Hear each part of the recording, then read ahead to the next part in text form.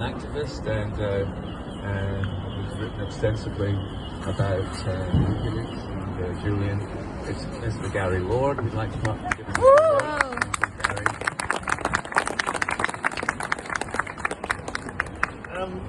Thanks everybody for coming. It's wonderful to see you. Thanks David for showing real courage and standing up. And it's great to see whistleblowers like yourself uniting and getting behind Julian and getting behind people like Troy Stoltz, people like Richard Boyce, and that power is all of us united, and that is what they're scared of. That's what's going to bring them down when we stand firm together. I've come down here today from the Gold Coast. I heard somebody say there's not too many here today compared to how many were in Hyde Park the other day, but I tell you what, there's a lot more than on the Gold Coast. We tried to get a few together. I ended up going into Brisbane and doing stuff. We've got people in Brisbane. I was out on the beach at Byron Bay on Saturday with a bunch of people from the Northern Rivers, and they were all taking photos just like we're doing now. And what they see when they look at social media is people all around the world standing together, people saying free Assange. And whether it's on Twitter, Facebook, photos, talking to friends, whatever you can do, it all matters. So I'm on Twitter. I've spent too much time on Twitter. I've got about 9,000 followers. You can never get to 10 apparently. I've written a book called The True History of WikiLeaks, which is free online. If you find my bio, you can click the link. And just trying to keep a record, because I used to try to edit the Wikipedia pages for Assange and WikiLeaks, and they were just full of lies, and they threatened to ban me because I was just telling the truth. And so I gave up on it because I was going to get banned, and I wrote my own book that's got its own links in it to prove what I'm saying.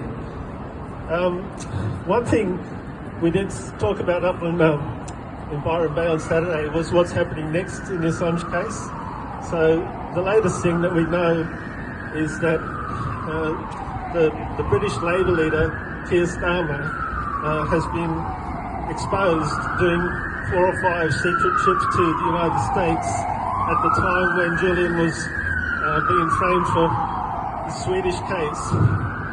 And Keir Starmer was the Director of Public Prosecutions, and he was in charge of the Crown Prosecution Service, and his staff, at the time Julian was first arrested in 2010, 7th of December 2010, his staff were telling the Swedish prosecutors not to come to London and not to close their case. Don't get cold feet, they said.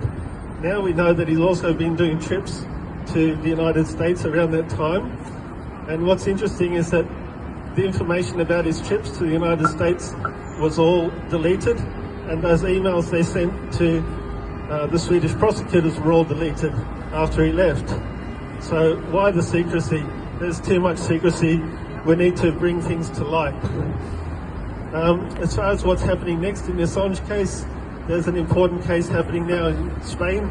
We're waiting to hear the outcome of that. That should be able to prove, we've already got evidence that the CIA was spying on Julian, spying on his family, spying on his lawyers while he was in the embassy. So how can he possibly get a fair trial? Another thing worth noting is that when Julian Assange first sought asylum in the Ecuadorian embassy, one of the reasons he did it at that time is because the British prosecutors gave him only 10 days to surrender, and it took at least 10 days for him to submit an application to the European courts. So he knew that that was a trick to stop him applying to the European courts. So Julian's lawyers, they still hope to be able to appeal to the European court, but there's a chance the English could stick him on a plane and fly him off to USA before he's able to. So it's a really important time for everybody to be standing together, and I encourage people to talk among each other, get to know other people, share your social media addresses and stuff like that, and enjoy some nice cake. And thanks again for coming. Thanks Adriana for organising.